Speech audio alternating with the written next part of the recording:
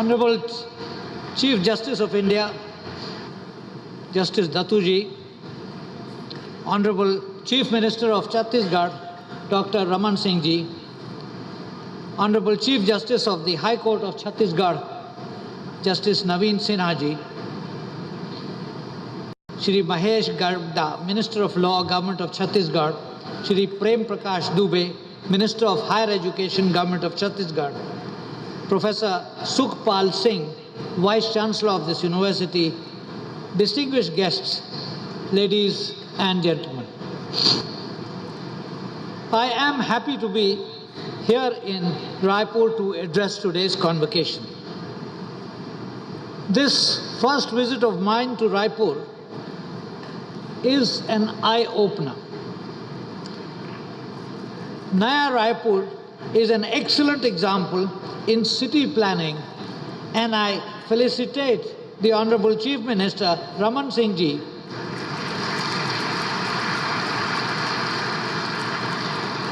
and the Chhattisgarh administration for the good work that is being done. This university, ladies and gentlemen, is named after a former Chief Justice of India and an eminent jurist who, as Professor Upendra Bakshi put it, lived the life of law and justice and was an effortless exemplar of judicial virtues. The aim of a law school, said an eminent American judge of yesteryears, is not to make men smart, but to make them wise in their calling. The main part of intellectual education, he added, is not the acquisition of facts, but learning how to make facts live. In a similar vein, Lord Denning's advice to young lawyers, and I quote him, "A lawyer without a background in history and literature is like a mason whose only job is to fix brick upon brick. But with a strong background of history and literature, a lawyer is like an architect who can visualize the entire edifice that will endure for decades." End of quote. Our society, friends, professes to live by law, and legal education ultimately ensures the efficacy of the justice administration system in the country. This day, therefore, marks an important stage in the training of young legal minds present here. Our founding fathers resolved to make India a sovereign democratic republic with a view to secure to all its citizens justice, liberty, and equality, and thereby achieve fraternity that would assure the dignity of the individual and the unity and integrity of the nation. To this end, we adopted the Constitution of India as the fundamental law of the land to guide us in all matters of legislative, executive, and judicial action. The Constitution and the judicial structure emanating from it is premised on the concept of the rule of law. As students of law, this audience is familiar with it, and many would have read and digested the standard texts prescribed in the curricula of studies. The term itself has deep roots in history, but in its modern form was specifically enunciated in the late 19th century by the British jurist Albert Dicey. To him, the essentials of the rule of law were: 1, the absolute supremacy of regular law; 2, equality before the law; and 3, access to justice and development of law by judges on a case-by-case basis.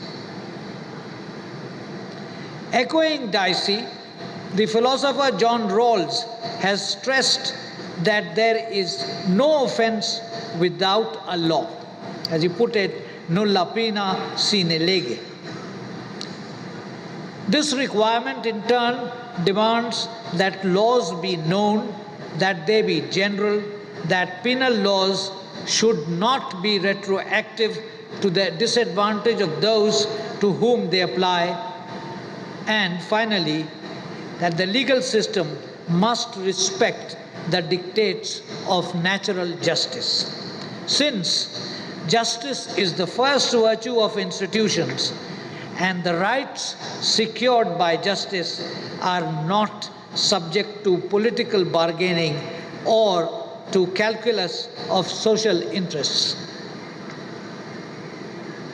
In terms of the institutions of the state, the classical approach to rule of law implies their functioning in terms of the limits prescribed by the basic law of the land, so that the possibility is excluded, as Montesquieu put it, of the enactment of tyrannical laws or their execution in a tyrannical manner.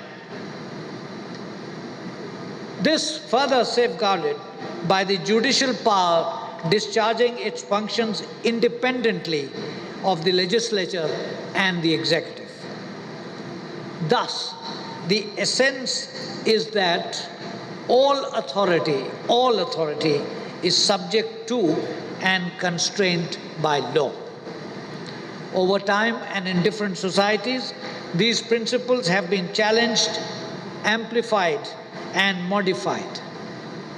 Upendra Bakshi has sought to read the rule of law as going beyond a mere division of functions in modes of governance.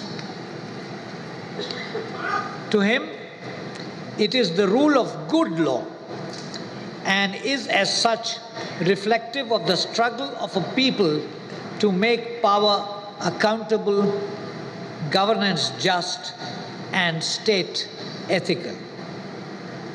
He opines that the Indian constitutional conception of the rule of law links 4 core ingredients.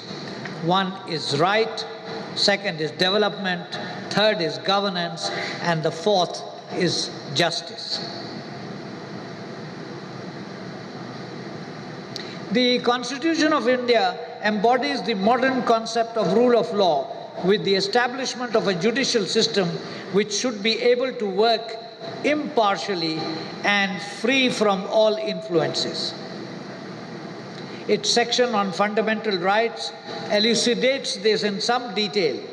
These include, inter alia, Article 14, which guarantees equality before law and equal protection of laws. Article 15 prevents discrimination on grounds of religion, race, caste, sex, or place of birth, and provides for affirmative action for socially and educationally backward classes of citizens and for scheduled castes and scheduled tribes. Article 16 provides for equality of opportunity in matters of public employment. Article 19 guarantees certain freedoms, including those of speech and expression.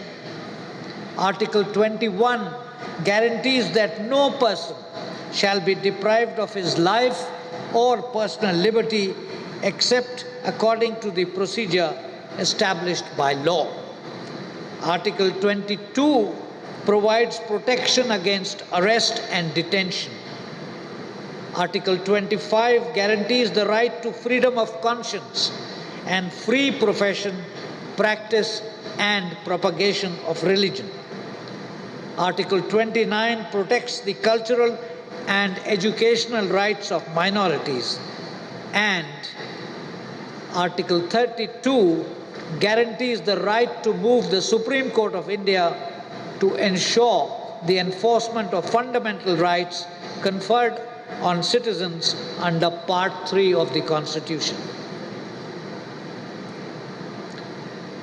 The rule of law, said the Supreme Court in Dalmia Cement case of 1996, is a potent instrument of social justice to bring about equality in results.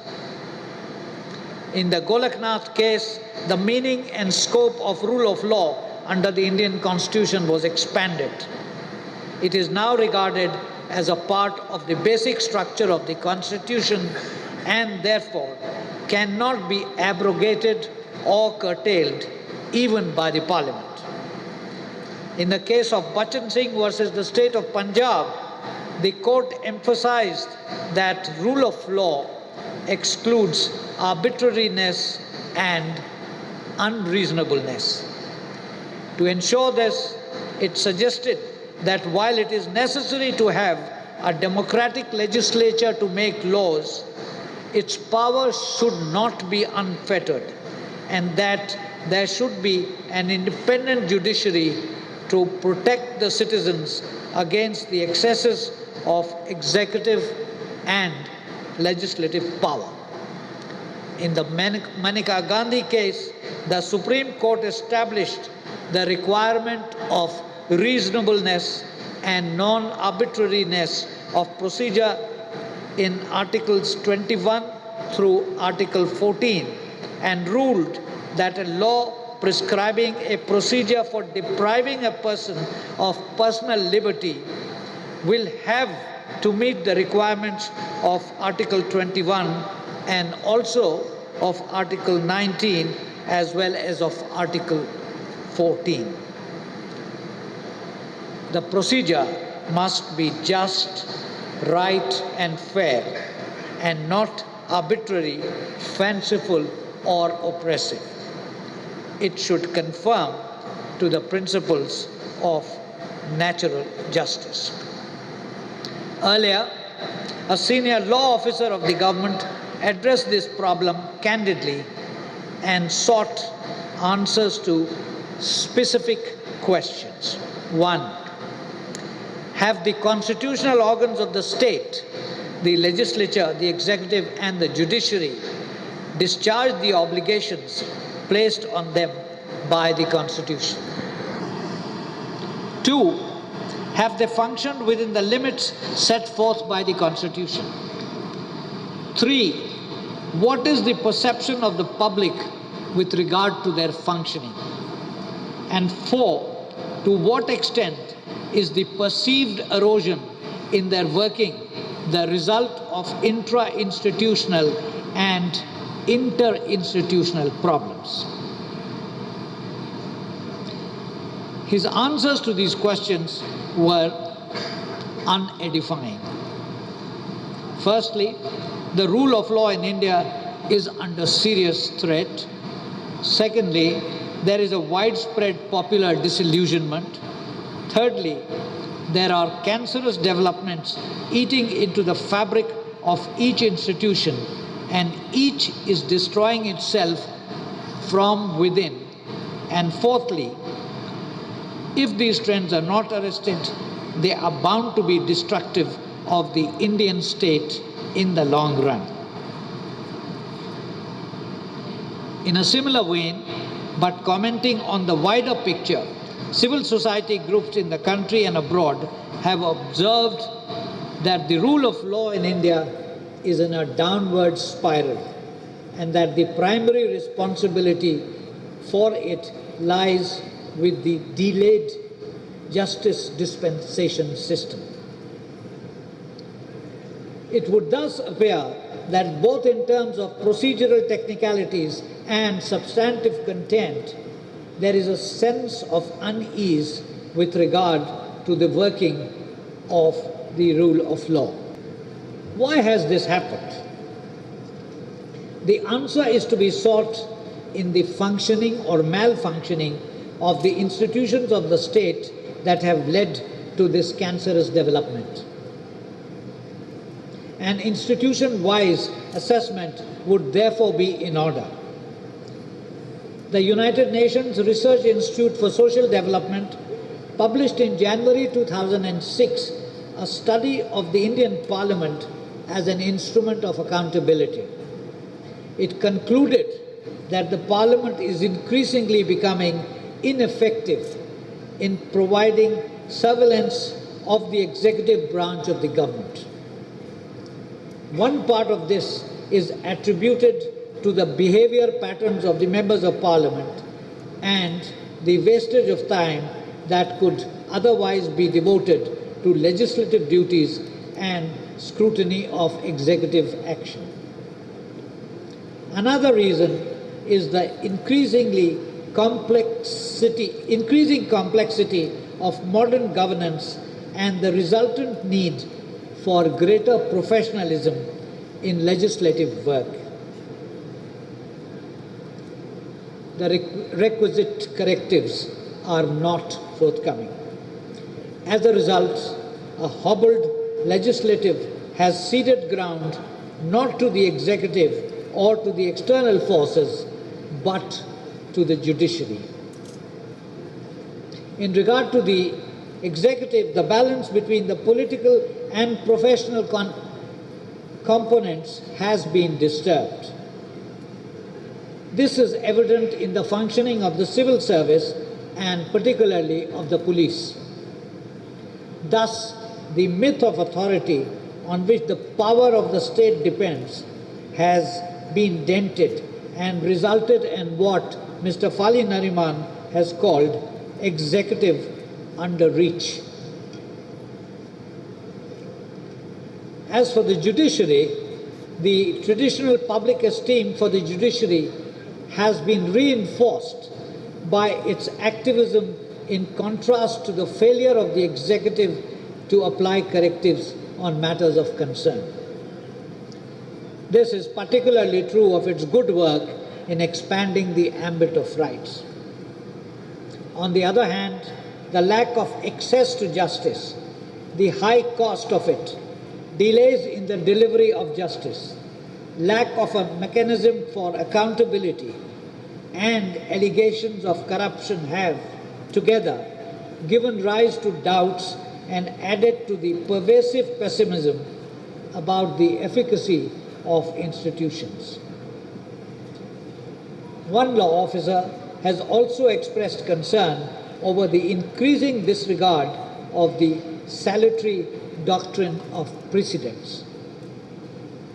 Another area of concern is the excessive zeal reflected at times in the pronouncements of members of the judiciary.